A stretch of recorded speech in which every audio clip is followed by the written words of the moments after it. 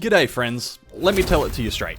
If you haven't got your hands on Gunburn yet, you have to farm for it before the end of Festival of the Lost. This lightweight SMG has released to us with some amazing perk combos for both PvE and PvP that this gun alone is worth playing Destiny during Festival of the Lost.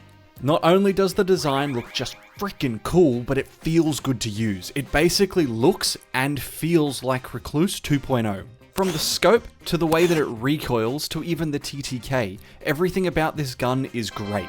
But with it being a kinetic SMG, it's competing with the king of this slot, Multimach. And I've gotta say, there's only one sentence that can sum up the relationship between Multimach and Gunburn. No tears, no bitten. Luckily, if you aren't in the 450 range yet, Festival of the Lost drops still have the chance of being tier 5 when you get them. Just like Solstice of Heroes, all the drops can be one tier higher than your current level, meaning everyone, including returning players, can pick up the package next to Zavala to get a set of 300 gear and basically start getting tier 5s right off the bat. The only negative thing that I have to say about Gunburn is that it should have been named Godburn, because it is just so good. Now, Gunburn's stats across the board are pretty average, falling a bit short of the two weapons I really wanted to compare it against, which are Multimach and Recluse. See, the gun feels like Recluse, but sits in the same slot as Multimach, so at least in my loadouts, it would need to bring something to the table to compete against both of these options.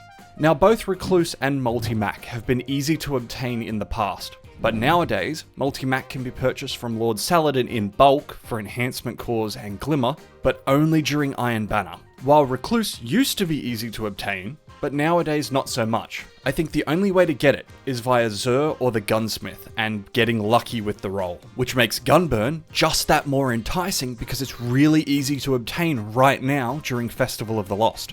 And look, I know I'm glazing this gun a lot, but that's just how good I think it is. I've even convinced some of my mates who haven't played the game in ages to get back on just by showing them how good it is. Because this gun is definitely worth getting, and the two activities added in Festival of the Lost are actually kinda fun.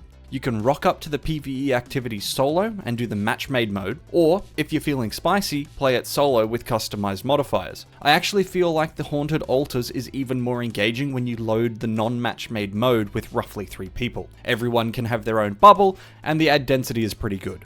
You can select the optimal modifiers, making your builds more dominant in this mode, and you won't have to contend with Blueberry stealing your kills. Now, upon completion of Haunted Altars, you have the chance of getting 2 Gunburns to drop, since the PvE activity gives 2 Halloween engrams. But I think it's a 1 in 3 chance, since you could actually get the bow or the shotgun instead. Alternatively, if you're cracked or have a 6 stack of friends, you can load up the event PvP activity Red Rumble. If you load with a fire team of 6, you can actually abuse the system and complete matches in under 2 minutes by ganging up on the headless one and farming him for motes.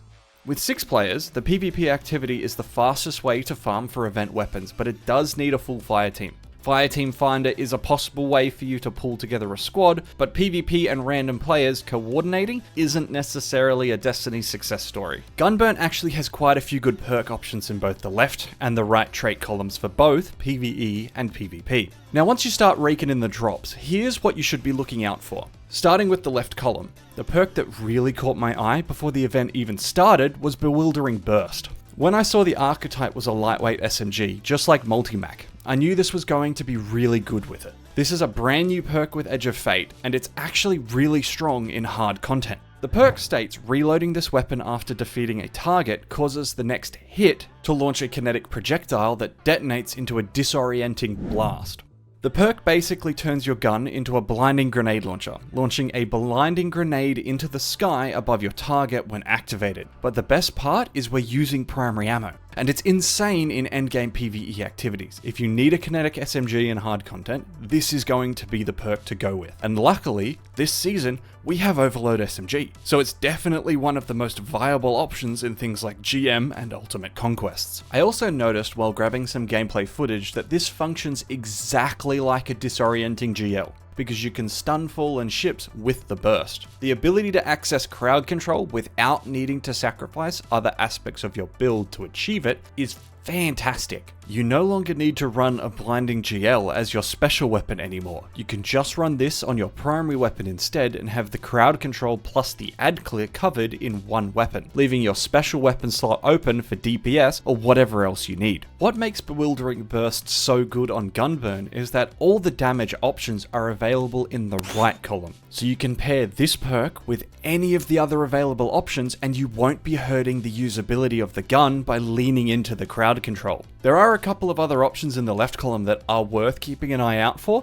but not for PvE. I'm finding it hard to make an argument for any of the other perks over Bewildering Burst in this case, because it's just so good compared to every other perk, except for maybe Threat Detector, but this will be good for both PvE and PvP. So if you get lucky, you might get a roll with all the perks you want in the left column and the right column on one gun to save vault space. Now in the right column, there are a ton of good options available. My favourite so far has been Kinetic Tremors, especially for endgame content like Ultimate Conquests. Laying into a single target will trigger a damaging kinetic shockwave 3 times, dealing a decent amount of damage to the target and enemies surrounding it. The reason this pairs so well with Bewildering Burst is enemies killed by this shockwave can trigger the perk. Now as I said, Kinetic Tremors is really good in endgame content because this is where you'll likely have targets bulky enough to trigger the perk's effect. And it's also the level of content where you'd need some crowd control the most, which is why I think Bewildering Burst and Kinetic Tremors pair so well together.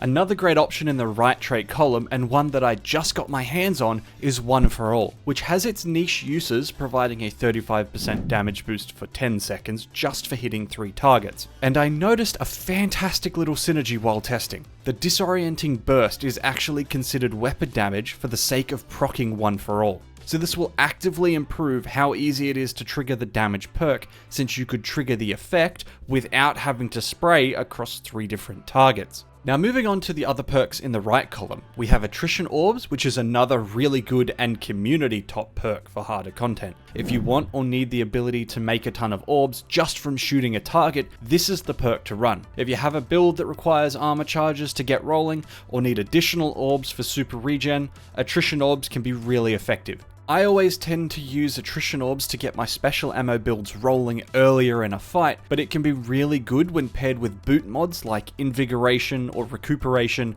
or better already, just to name a few. These all benefit from picking up orbs of power and give you some sort of regen or healing. And finally, the only other right column trait that I think is worth mentioning for PvE is Ancillary Ordnance. It has really piqued my interest, mainly because it's a new perk, but also because if you're using an ability build that can debuff targets with subclass verbs, like Hunter with Threaded Spike or Infinite Suspends, or Warlock Arc Buddy build that jolts, then it will be really easy to get stacks of Ancillary Ordnance going. But I think you really have to work this perk into your build for it to be effective, unlike some of the other perks which can just work well with very little investment. For the remaining perks in the right column, I feel they're basically outshined by everything that I've already mentioned. Wellspring is whatever, Binary Orbit is worse than One for All, and Target Lock has its place but in PvP. And honestly, Target Lock or Kinetic Tremors feels really good inside of Crucible. I've snagged so many undeserved kills thanks to Kinetic Tremors, I really suggest you give it a try if you haven't already.